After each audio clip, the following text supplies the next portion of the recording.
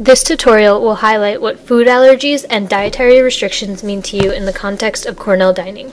There will be information regarding what foods cause reactions and how to handle potential allergens. This will be followed by a series of interactive questions to assess your knowledge. We will start out with the basic definition of a food allergy, which is essentially when the body attacks otherwise harmless food molecules that it perceives as toxic. This results in a series of symptoms including swelling, skin irritation, difficulty breathing, hives, and a variety of digestional problems. The image of this boy illustrates just how severe a reaction can be. In the most extreme cases, anaphylaxis can occur. This causes multiple body systems to go into shock, which can ultimately lead to death. In one example, a mother recounts her son's reaction to eating chocolate with a trace amount of peanuts. We barely reached the bathroom as he vomited. His sickness was overwhelming. He was crying. The only thing that kept him somewhat conscious was his violent vomiting and all-over pain. Luckily, this boy was able to get proper medical attention and was all right, but not everyone is so lucky. What's worse is that there's no cure for food allergies. The only way to prevent a reaction is for an individual to completely avoid even trace amounts of the allergen. For this reason, you can unknowingly put an individual at serious risk. In fact, over 4% of the American population is affected by food allergies. To put this into perspective, that translates into over 600 Cornell students that you could be serving every day. Let's segue into our first quiz question to get you thinking on the right wavelength. True or false? An individual needs to be exposed to a large amount of an allergen in order to have a reaction. For this question, and all those to follow, select the correct response from below and click Submit. You can also scroll back through the presentation to reference slides if you're uncertain of an answer. Because the individual must completely avoid the allergen, eating out can be an extremely stressful ordeal. That's where we come in. It's our job to take as much stress out of the equation for these individuals as possible. By knowing the risks and how to control them, you have the power to increase the quality of someone's life. Knowing what foods are the most common causes of reactions is the best place to start.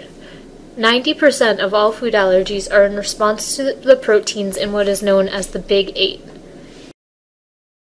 dairy, eggs, soy, wheat, peanuts, tree nuts, finfish, and shellfish. For this question, please select the 8 major allergens from the list below. Another dietary concern to be conscious of is food intolerance. Although intolerances are not an immune response like allergies, a sensitive individual still experiences adverse effects.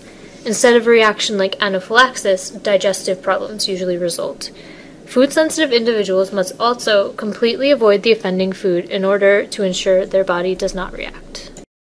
One of the most common intolerances is lactose intolerance. This is the body's inability to digest lactose, which is a sugar found in milk.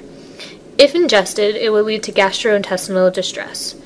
Some lactose-intolerant individuals are better able to tolerate yogurts and cheeses due to the way that they are processed. Lactose-free milk can be safely consumed by intolerant individuals, but it is important to note that just because a given milk product is lactose-free, that does not mean that it is safe for an allergic individual. A milk-allergic individual cannot consume any dairy products, regardless of whether or not they have lactose. Another common food sensitivity is gluten intolerance, also referred to as celiac disease. Gluten is a protein that is found in certain grains, most commonly wheat, rye, and barley. If a gluten-intolerant individual consumes gluten, permanent damage will be inflicted to their digestive tract. Another grain to consider is oat. Although it is naturally gluten-free, it is sometimes processed on the same equipment as gluten-containing grains like wheat and barley. Because of this, they could have come into cross-contact with gluten. For this reason, handle oats with caution. Examples of grains that are not allowed on a gluten-free diet include some unfamiliar sources, such as durum, farro, semolina, triticale, malt, and modified food starch. These are only a few examples. Be diligent when identifying sources of gluten, and remember that wheat is not the only source. Knowing what foods a gluten-intolerant individual can eat is just as important as knowing what they cannot eat. Rice, tapioca, quinoa, millet, corn, buckwheat, and legumes legumes can all be safely consumed by a gluten-sensitive individual. It is important to distinguish between a wheat allergy and a gluten intolerance. If you are gluten sensitive, you cannot consume any wheat, rye, or barley. If you have a wheat allergy, the only grain you can eat is wheat. Let's assess whether or not you can tell the difference between a wheat allergy and gluten sensitivity. Will garden vegetable lasagna cause a reaction in a gluten-sensitive individual, a wheat-allergic individual, both, or neither? Will Mediterranean barley salad cause a reaction in a gluten-sensitive individual, a wheat-allergic individual, both, or neither? Will risotto cause a reaction in a wheat-allergic individual, a gluten-sensitive individual, both, or neither? Other important considerations are vegetarian and vegan dietary restrictions. A vegetarian does not consume any animal lard, meat, or muscle. This includes chicken, beef, pork, fish, and shellfish. A vegan does not consume any animal products whatsoever. This includes all of the examples above and adds milk, eggs, cheese, and gelatin. If a dish is cooked in a pan greased with lard, it is still considered vegetarian. If something is vegan, it is always vegetarian. It is alright to cook a veggie burger on the same grill as a hot dog. Now that we've reviewed the major categories, food allergies, food intolerances, and food preferences, we can now move on to how to be sure that your work does not put affected individuals at risk for a reaction. Regardless of whether or not you are back of house or front of house, everyone contributes equally. We all must be able to recognize and properly handle potential allergens, provide customers with correct information if they ask, and be able to refer to a coworker who does know if you don't. The first step is knowing how to read and interpret ingredient labels. These labels tell you every substance that was used in the processing of the product. It is important to take your time when reading labels because they can use confusing and unfamiliar terms. Don't let fancy words distract you from what you are looking for, which is any source of milk, eggs, soy, wheat, peanuts, tree nuts, fish, or shellfish. The following label contains enriched flour bleached, which is made from wheat flour, niacin, iron, thiamine mononitrate, riboflavin, and folic acid. It is very easy to get distracted by these other words and miss the fact that this flour is made from wheat. Be sure to take your time and look up ingredients that you have never heard of. Let's take a look at the same label. We know that this product contains wheat, but what other allergens are contained in this product? Here's an image of the label highlighting the 4 sources of allergens, in this case wheat flour, non-fat milk, egg white, and soy lecithin. Would this same product be considered vegetarian, vegan, both, or neither? Would a gluten-intolerant individual be able to consume this product? You must check labels frequently. Manufacturers can change the formula of their products at any time without notifying the customer. This happened with the veggie burgers from one of our providers. Although they previously only contained soy, they were reformulated to also contain wheat. It is also very important to double-check the menu labels that are displayed by each dish. Although best efforts are made to properly indicate the allergens, mistakes can and have been made. For example, in summer 2012, a couscous dish was not labeled as containing wheat or gluten and an individual had a reaction. Being diligent about double-checking labels and ingredients can prevent this from happening again. There's no point in reading a label if you can't identify the allergens, so let's insert a quick refresher question. Identify the Big 8.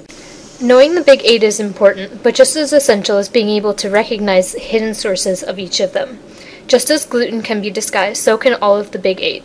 Some important keywords to look for when reading a label include casein and whey, which are indicators of dairy, albumin, mayonnaise, and meringue, which contain egg, edamame, tamari, tempeh, and tofu, which contain soy, bran, couscous, malt, and starch, which contain wheat.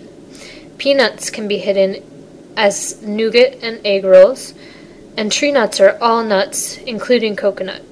Finfish is often hidden in places like Caesar dressing and surimi. Shellfish can be found in seafood flavoring, prawns, and calamari. This is just a sampling to the variety of words that can be used to indicate the same things. There is a link to a guide to label reading at the end of this tutorial if you're interested in more information. Here are some common examples of deceiving products. Non-dairy creamer may contain milk proteins. Soy sauce often contains wheat. Worcestershire sauce can contain fish. Egg substitute can contain egg proteins. Pesto can contain tree nuts, and oil sprays can contain soy. The point here is to accentuate how allergens can be hidden in places you would least suspect, increasing the need to pay attention to labels. Which of the following choices correctly identifies all sources of wheat in this product? Which of the following choices correctly identifies all sources of dairy in this product? What are the allergens contained in this product? What are the allergens in this non-dairy creamer? Now that you know how to read and interpret labels with a discerning eye, it is important to know how to prevent cross-contact. Cross-contact is the transfer of an allergen to a food that would not normally contain that allergen. This is dangerous because an individual may consume a food that they are allergic to without even knowing it. It is important to note that the term cross-contamination may incorrectly be used in the place of cross-contact. According to the FDA, cross-contact refers to the transmission of allergens, while cross-contamination refers to the transmission of food-borne illnesses. Cross-contact can occur through the splattering of foods being cooked next to each other on the same grill. For example, an omelet being cooked next to a burger could cause an allergic individual who eats the burger to have a reaction. Reusing oils for two products is also dangerous. Frying shrimp in oil and using that same oil for French fries is unacceptable. Reusing utensils, cutting boards, and serving dishes can also cause cross-contact, even if you do not see a noticeable amount of food on it. In addition, reusing gloves is dangerous. At one of our deli stations, an employee used the same pair of gloves when making a gluten-free sandwich as when making a gluten-containing sandwich, causing the gluten-intolerant individual to have a reaction. Remember that even trace amounts can trigger an attack. The only way to prevent cross-contact is through proper sanitation practices. Wiping or rinsing a surface is not sufficient to remove the allergen. You must wash the item with soap and water and sanitize afterwards to be sure that the allergen is completely removed. Which of the following procedures will prevent cross-contact? A peanut allergic student suffered a fatal allergic reaction after eating a sandwich she made. It was later learned that the knife she used had previously been used for a peanut butter sandwich and was only wiped clean. How could this girl's death have been prevented? It is very important not to take shortcuts. As you can see, cross-contact can happen quite easily. If a salad is made that contains walnuts for an individual with a tree nut allergy, you cannot simply pick the nuts off the salad. You must remake it from scratch. It is also important to think about the demographic that you serve in order to best meet their specific needs. Who do we serve at Cornell? Adolescents between the ages of 17 and 22, who also happen to be the most susceptible population to allergic reactions, are living on their own for the first time in their lives, and might not know what foods they can and cannot have. It's our job to protect them. What do you do if an attack does occur? Your first step should be to call 911 and alert the dispatcher that an individual is having an allergic reaction to something that they ate. Alert your manager at once. Ask the individual if he or she needs any help accessing their medication. Lie the individual down on a flat surface and elevate the individual's feet while waiting for medical attention. Some key points that you should take home from this tutorial is that food allergies should be taken seriously. Even the smallest amounts of an allergen can trigger an attack. The best way to prevent an attack is by properly cleaning and sanitizing. And finally, ask if you don't know. A food allergic individual would appreciate you admitting that you don't know and taking the time to find out rather than being served an allergen. And most importantly, remember the Big 8. If you have trouble remembering, you can print this page as a quick reference sheet. If you are interested in more information or additional label reading resources, visit the following links. Thank you for completing the tutorial and appreciating the seriousness of food allergies, intolerances, and preferences.